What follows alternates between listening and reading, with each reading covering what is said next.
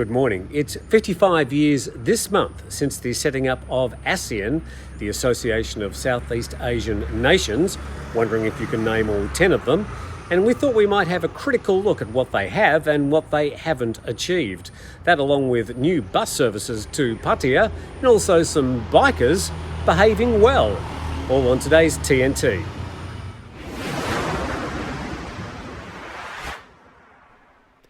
And we'll be speaking a bit more about the Asean birthday a little bit later in today's program. But thank you for joining us, friends. It's really good to have you with us for our Wednesday program.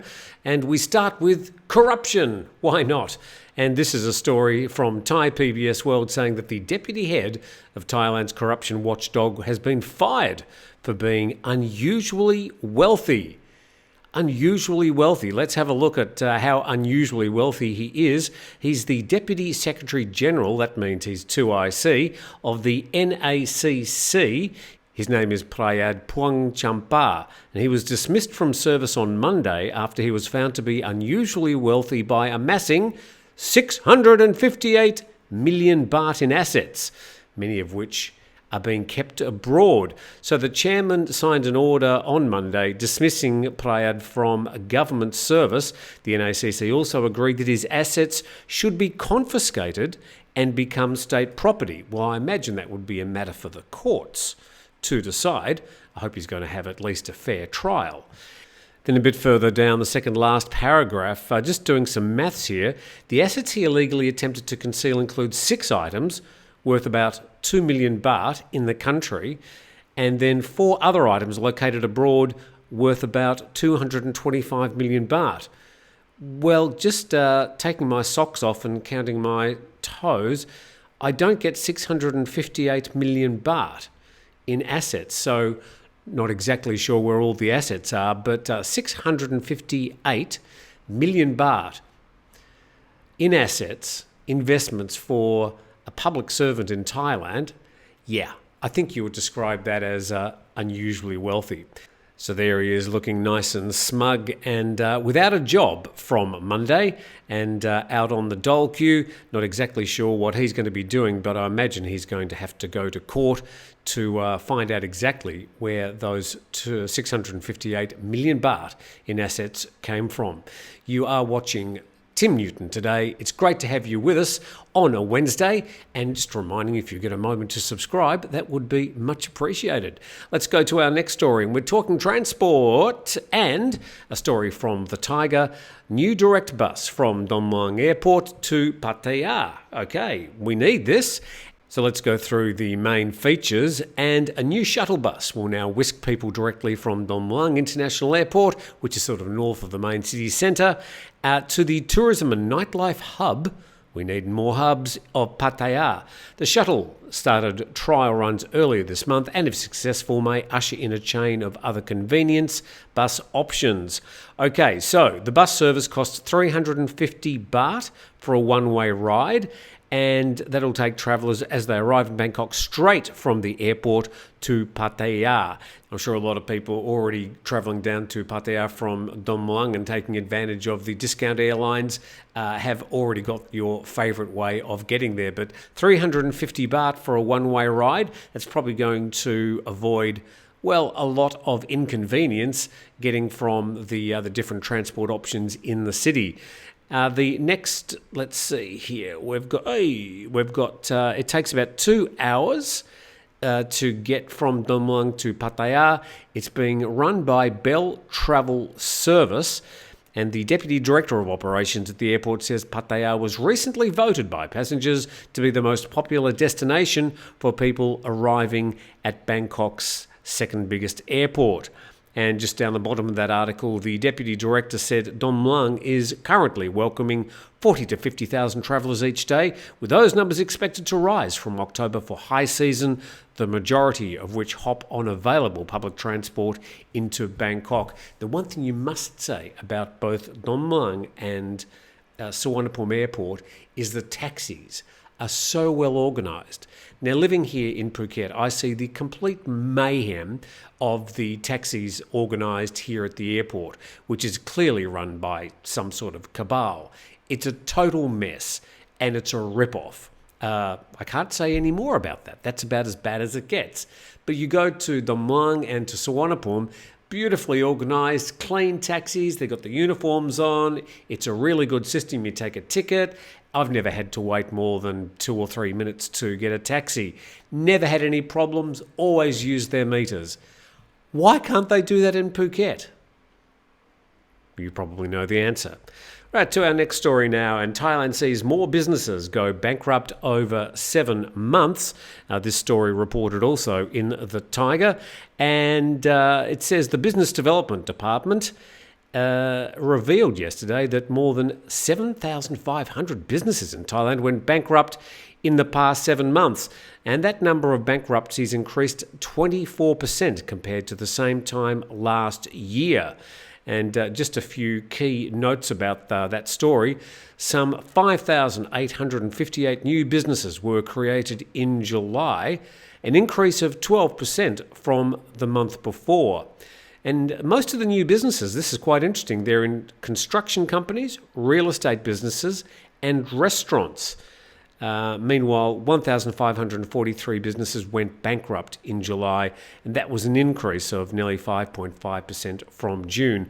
And that story gathered from the Department of Business Development and CalSod. So really, they're just another sign of the times. Whilst many things are improving, there's still a lot of fallout from business as we recover from 2.5 years of restrictions, closures, and of course in Thailand, a complete lack of tourists. Now time to move to Asean, which is basically the bloc of the 10 Southeast Asian nations. And it's 55 years this month that they were formed back in the 1960s, so I thought it was an opportunity to wish them happy birthday.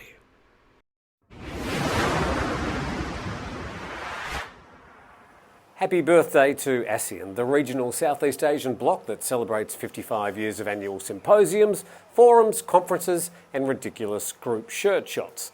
Not that I can talk too much in that regard. But looking back over ASEAN's 55 years and giving it a mark for success, if you were truthful, you'd probably give it a 1 out of 10. As blocs go around the world, it might have helped a few countries in regards to trade, but in relation to helping diffuse conflict, addressing human rights abuses, pointing out those abuses when they occur, and naming names, they've been an abject failure.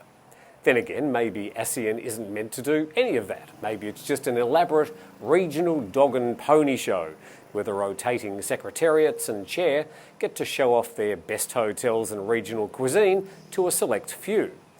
Well, here are their published aims. Accelerate the economic growth. Well, all that would have happened without ASEAN. Strengthen the foundation for a prosperous and peaceful community of Southeast Asian nations. Definitely not. Promote regional peace and stability through abiding respect for justice and the rule of law. Absolutely not. Promote active collaboration and mutual assistance on matters of common interest in the economic, social, cultural, technical, scientific and administrative fields. Well, that's just a word salad. Provide assistance to each other in the form of training and research facilities. Maybe, but we never get to hear much about that. Collaborate more effectively to encourage further growth in the agriculture and industry and trade sectors. Now, this is all done by the private sector and individual governments. Promote Southeast Asian studies. Really? Where? Maintain close and beneficial cooperation with existing international and regional organisations. Again, I think separate governments handle that to suit their own selfish needs, just like every other country around the world. Well, perhaps a more telling part of their published charter is this line. Non-interference in the internal affairs of one another, and there's the problem.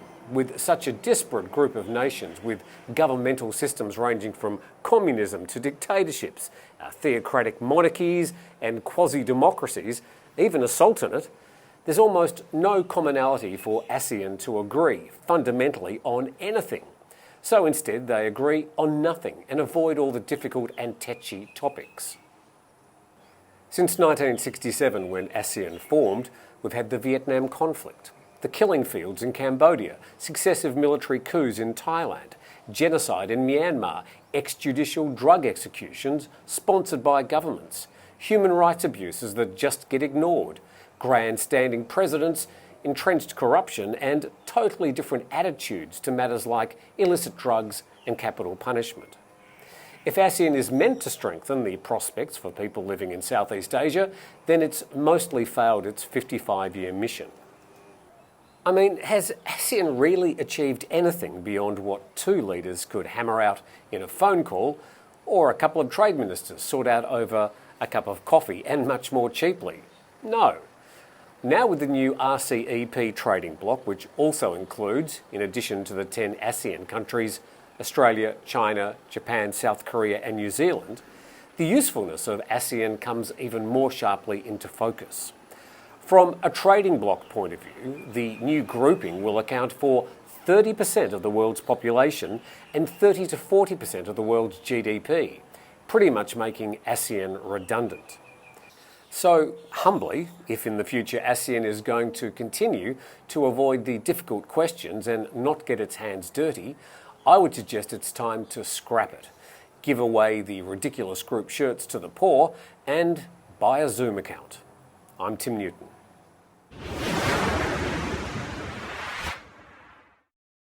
This is TNT, and thank you very much for joining us as we whip around the nation and sometimes regionally to have a bit of a peer behind the curtains about what's really happening. And we do this 5 days a week, and then on Saturdays we've got our daily program. It goes for about an hour. It's live, and it's just me and you and a cuppa of your choice. Now time, though, to move to another ongoing story here in Thailand at the moment, and this is the story about cannabis. And cannabis is now legal in Thailand, but it's complicated. What travellers need to know, the story from The Lonely Planet, and in my mind probably the best roundup of exactly what's happening with the current situation, understanding that cannabis was decriminalised back on June the 6th, but the laws pertaining to exactly what people can and can't do are still quite complicated. Not only complicated, but very confusing. Some people assuming that it just means a complete free-for-all, where that is not the intention of the law whatsoever, but because there are no firm laws or guidelines, both you and the police are totally confused as to what you can and can't do.